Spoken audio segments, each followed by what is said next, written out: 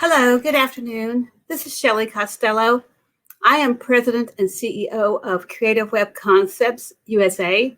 We're a full service social media, content production, management company, and we handle all production of video content, podcasting, regular posting for all social media channels, YouTube channels, blogging, and websites for real estate agents, brokers, title companies, mortgage professionals throughout the United States. Welcome, and I'm glad to have you here today to listen to one of my compliance videos. In today's digital landscape, real estate industry professionals realize how important it is for social media to be used to grow their business and their brand. Along with that comes risk and opportunities to have litigation issues due to policy violations or mindless or careless usage of social media. I'm here to talk about that today. Welcome to my channel. We're going to start with 5 ways real estate agents can be violating laws and policies and not even know it. The first thing I'd like to bring to your attention is that most real estate agents who are on social media and really doing it well and really investing a lot of money in advertising and Facebook ads and doing a lot of it are the exception. There are not as many of those as there are agents and brokers and professionals who are just dabbling in social media on a casual level. In all levels of usage, the same policies and legal violations are being committed across the internet. So let's talk about a few of them. So the number one policy violation we see is the lack of following what we call broker identification in advertising. So broker identification is if you are a real estate agent, you need to be advertising in every post that's advertising a property for sale, for lease, promoting yourself as or buyers and promoting yourself as a real estate agent in your profession. You need to identify yourself with the agent and the broker that you are licensed with. So in every post, you need to show your name. You need to identify yourself as a realtor, and that needs to be in all caps with the registered trademark. And then you need your broker's name if it's Keller Williams, Atlanta, Georgia, and you need the city, and you need the broker's identification telephone number. That is how it needs to appear in every post that you're posting on every single Facebook post, Twitter post, LinkedIn post, YouTube video. Every digital communication has got to be laid out that way, and that typed information has to appear there to be in compliance with legal policies.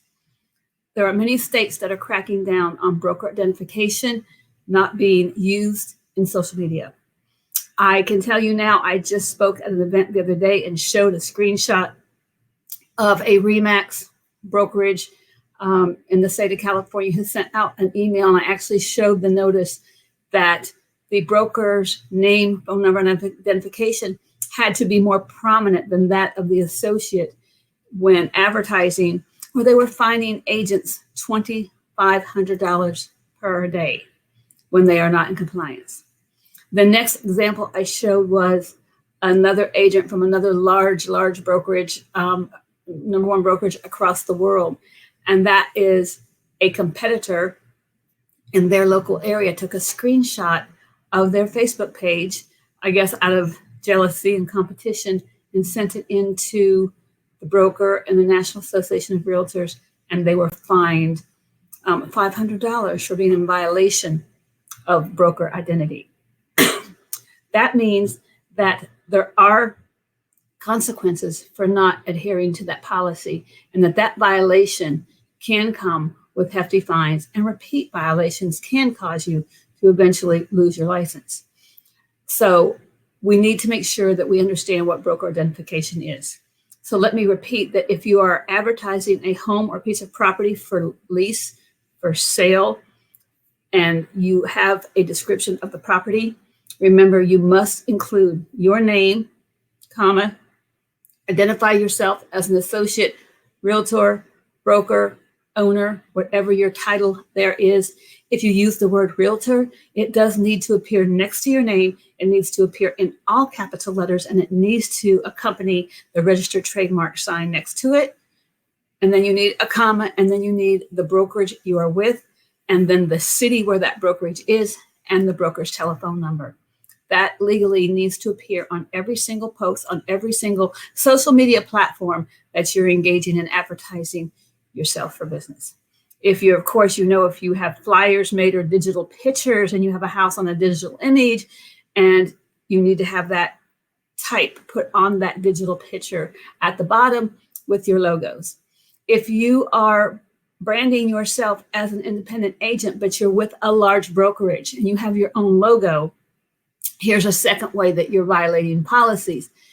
If you have your own logo, you cannot just use your own logo independent of your brokerage. You can't advertise yourself as ADC Realty independent of your broker and as if you're not a member of that team. So that is against policy. You cannot do that.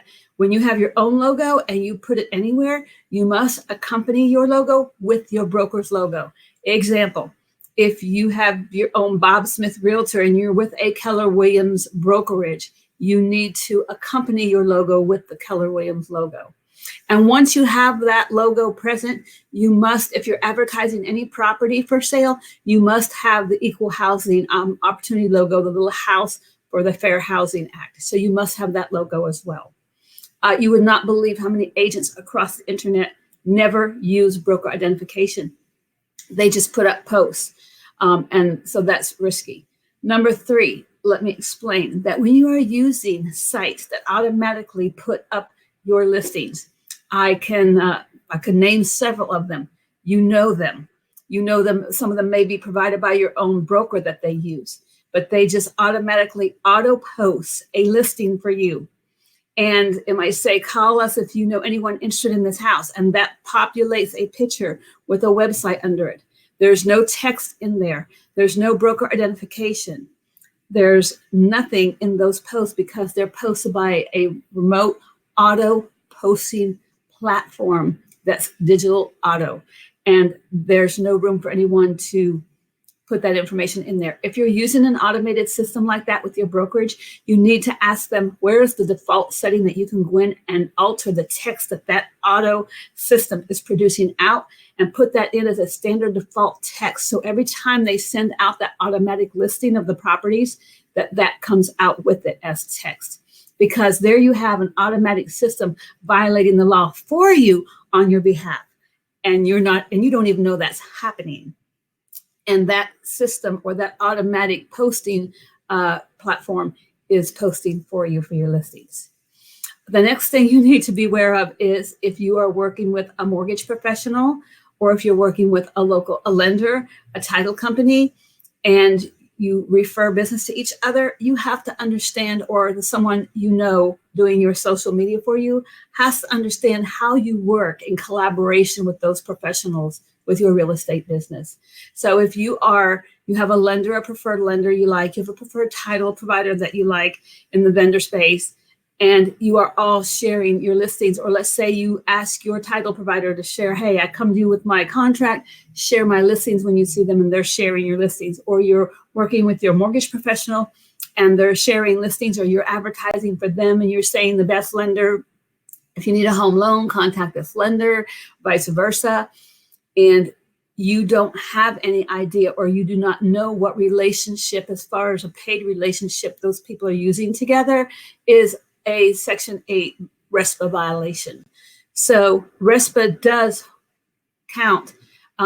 Social currency is a form of payment for advertising by sharing posts, by recommending referrals, by putting out on the internet to use this person. So that, even though it's not monetary exchange of money, social currency does count as a form of gifting to other people in the industry, which can be construed as or misinterpreted, and even a legal violation of Section 8 of RESPA by these vendors in the same space doing digital favors and digital advertising for each other.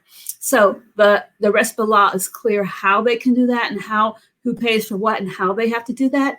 As a social media agency or poster, if you are an agent or a broker and you are hiring someone to do your social media for you, it is very important that you don't hire the college kid down the street.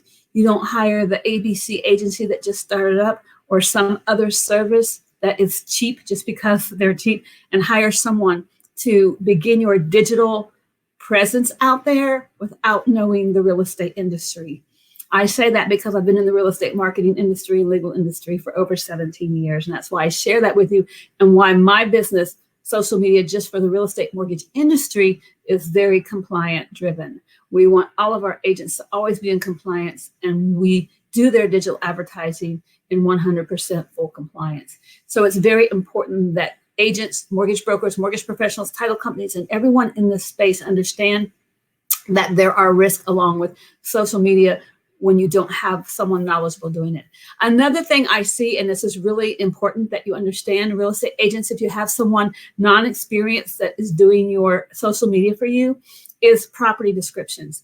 So a good rule of thumb is, if you have a property description in the MLS already, provide that to your social media manager or poster so they can copy paste, or give them information in an email when they're promoting properties for you and tell them, use this copy. Do not, sway away from it, but use this exact copy word for word, so they are careful not to be getting creative and changing up words. Here's an example.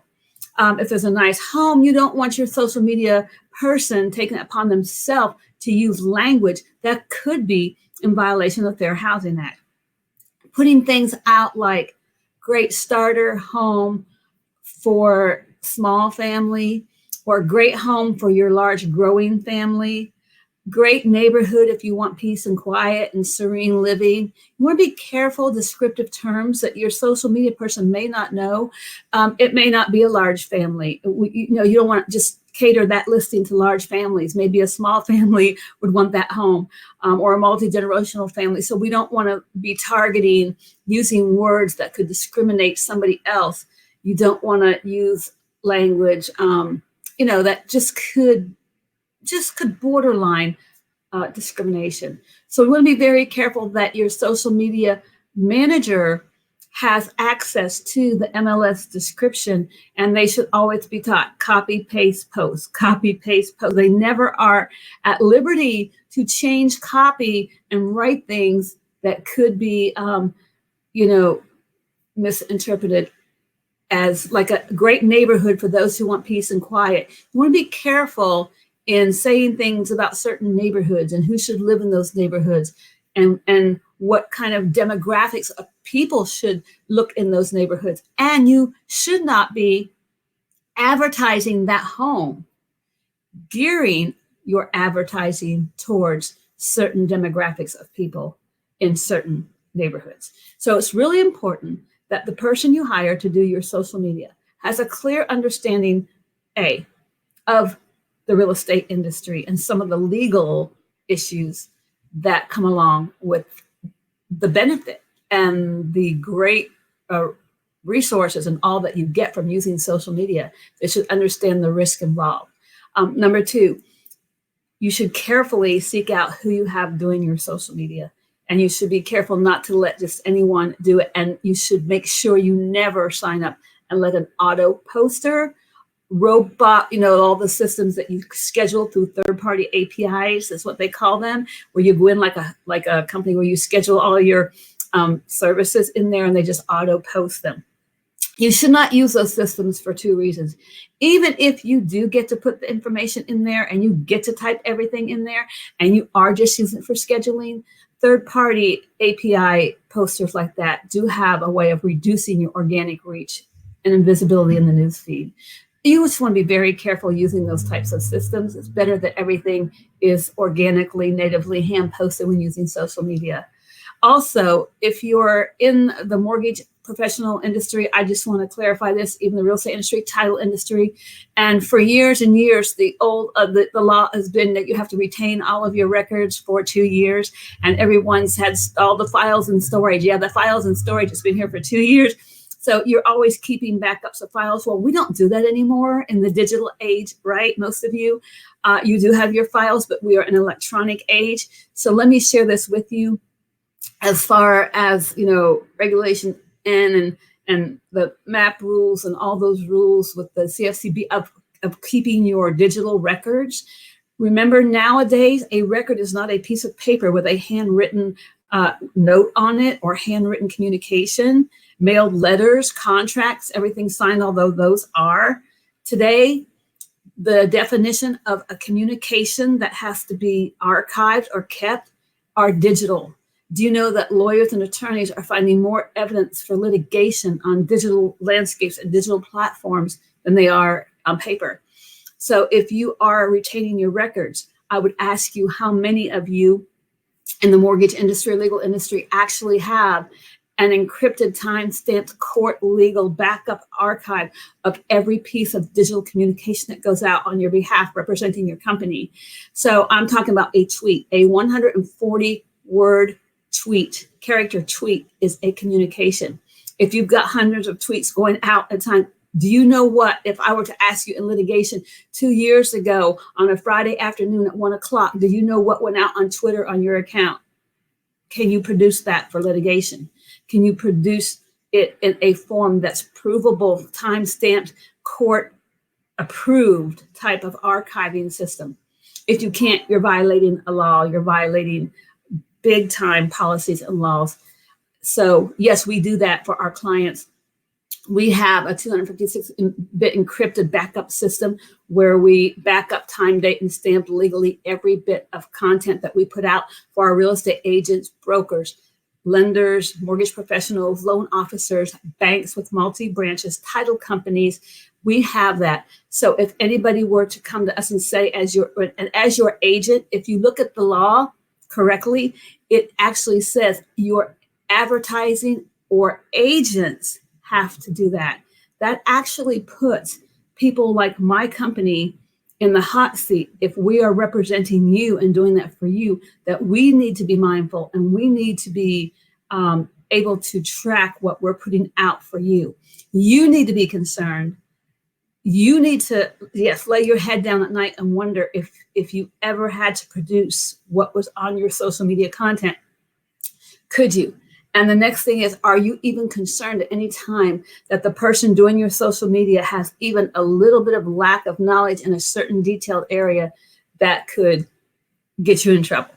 So just letting you know today that while the digital world is great for lawyers, legal, bank, lenders, mortgage, real estate, title professionals, while this is a very lucrative system, and while the real estate agency next to lifestyle, health, and wellness is the #2 industry being marketed across the digital world today, with all of those great benefits come a great responsibility on the behalf of owners of these types of industries to be ever more vigilant how your business is conducted online. So again, this is Shelley Costello, President and CEO of Creative Web Concepts USA. And that is our website, creativewebconceptsusa.com. And I welcome your questions and comments on this video. If you found this video helpful with any information, please subscribe to our channel and please leave us a comment. And please subscribe because you'll be getting more updated videos on compliance in these industries. So thank you very much for watching today.